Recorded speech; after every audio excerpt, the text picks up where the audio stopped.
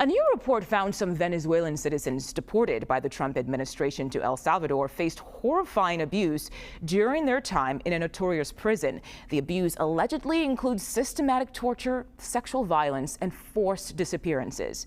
CBS News immigration and politics reporter Camilo Montoya-Galvez broke down the details earlier today with our Vlad Dutier.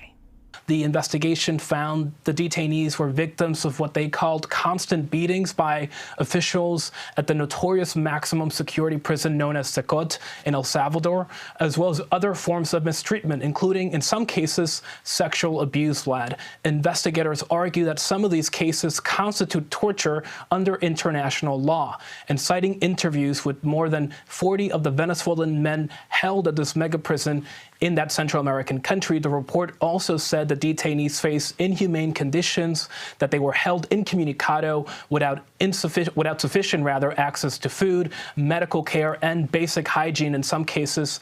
Importantly, Vlad, the investigation also raises questions about what the Trump administration has said about these men. The administration, as you might remember, accused all of these migrants of being dangerous criminals, terrorists, and members of the Venezuelan gang known as de Aragua.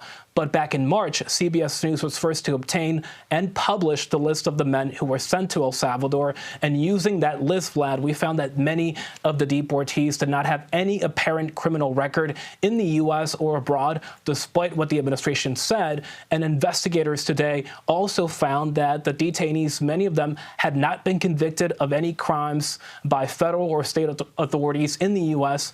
or in Venezuela. So again, we should note that many of these men, all of them now, are back in Venezuela after a prisoner swap, Vlad, was brokered by the U.S. back in July.